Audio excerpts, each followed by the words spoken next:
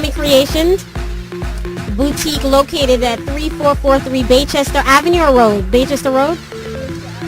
That's in Bronx, New York, and that's right off Boston Road. Now, we're here with our ladies, mature, beautiful black women, and we're going to have a lively discussion about the things that's happening in our lives. We're going to talk about sex, men, the lack of the lack of sex and men. We're going to talk about, as you can see, we're having chocolate cake, tiramisu, we're having, wine, we're having a wonderful time. I'm feeling really good right now, but just to start off on a serious note, I don't know if you guys heard, CNN did a report, Black in America. And the CDC also came out this week, the same week, with a new report on AIDS and HIV that says that AIDS and HIV is the #1 killer of black women in the United States. And it's the second leading cause of death for our black men between the age of 34 and 44. Some people can look at that number and say, oh, they're not talking about us. Oh, we don't know where they get that number from. I don't know what they're talking about. But you know what? They are including us. And was the fact that us as women have allowed these men to kind of dictate, our lives in a sense. When we talk about AIDS and HIV, we're talking about the fact that unprotected sex. And the fact is that our black women are dying of AIDS. Now, unprotected sex is of course the cause. Now, us as women, when these guys come and they say, oh, I don't want to use the condom, I don't like how it feels, oh, I'm allergic to it. Doesn't feel the same. It doesn't feel the same. We give in, because we're giving in as women to say, okay, and then you know what? We're the ones dying of AIDS. Because one of the big problems that they found was that our men, they're going into the prison system negative and they're coming out positive. And not only that, and I know people don't like to talk about this, that our men are also living that double life. And we don't know about it. And they're bringing it home to us. Which is unfortunate, because a lot of us women think we're dealing with guys who are straight heterosexuals, and they're doing something on the side. And it's kind of mind-boggling that someone would lead a second life and put our life at risk for their dirty ways.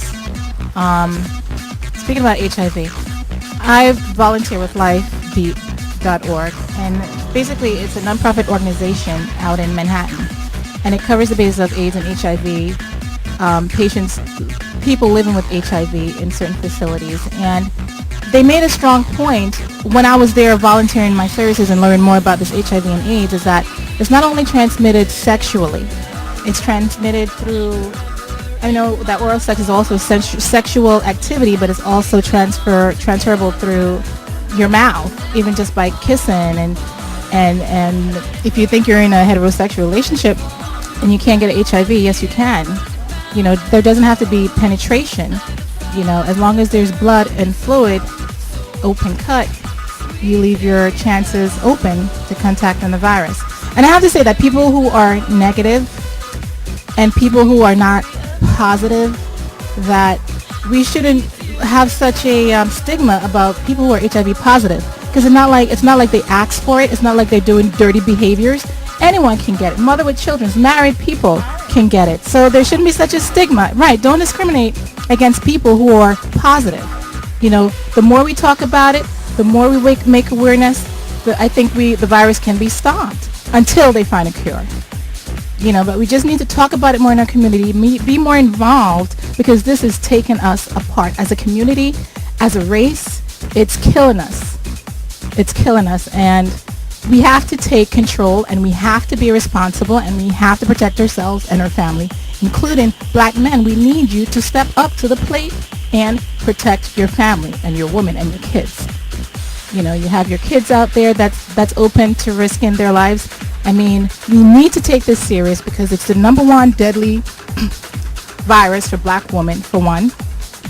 It's transferable through sexual activities, blood, sputum, whatever. Anyone can get it. White, black, Jamaicans, Canadians. The human being can get HIV and AIDS. All it takes is just that one activity, that one risk.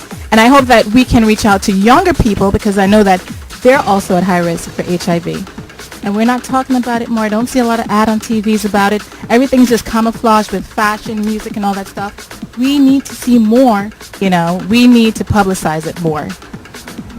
Our biggest problem is that we don't feel as freely and as openly to discuss it. And so the stigma remains.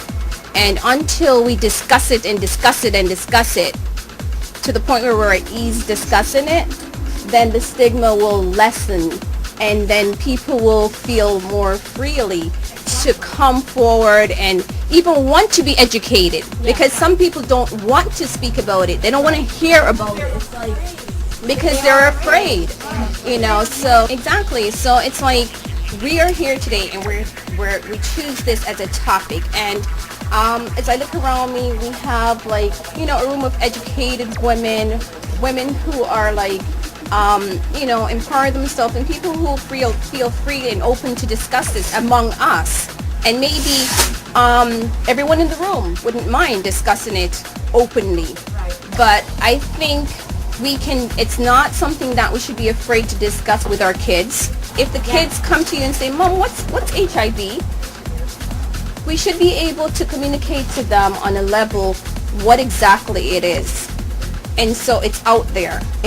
Our biggest problem is the fear that's attached to the stigma, you know. And it's just like HIV right now, it's just like the virus, the cold virus or cancer or any, you know, but because they think, oh, it's such a sinful, deadly disease and it's connected with immorality and all of that, nobody wants to talk about it. Not, you know, we don't want to hear it. Every time somebody say HIV, is like, oh my God, let's not talk about it.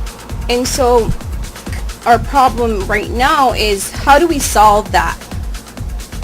How do we take the 18-year-old? I had an experience 2 days ago. A young lady. I'm a mentor to her, and I'm just watching her in the last couple of months, and I saw a change in her. And I said to her, I know you're sexually active. I didn't ask her if she was. I said, I know you're sexually active. Are you using a condom? And she goes, oh my God, oh my God, oh my God. That was her reaction, like, oh my God, oh my God, oh my God. Miss Williams, please. And I said to her, once again, and I cornered her in that couch, and I said, once again, I'm going to ask you, are you using a condom? And she goes, yes. At least the answer was yes. I said to her, do you own your own condom? She said, why? I got to buy it? I said, if you're using it, if you're doing it, you shouldn't be afraid or ashamed to go and buy yourself a condom. Okay? Or to talk about it. Oh my God, I can't believe we're having this discussion. And she goes, she's really uncomfortable, and that made me even want to talk to her more about it. So I'm saying, as we're out there in our community, it's okay for us to like touch and be effective in these young girls' life. They come in here all the time through my door, and you see that couch right over there? From talking about school to talking about different profession to talking about the boy in their life to talking about what's going on at home.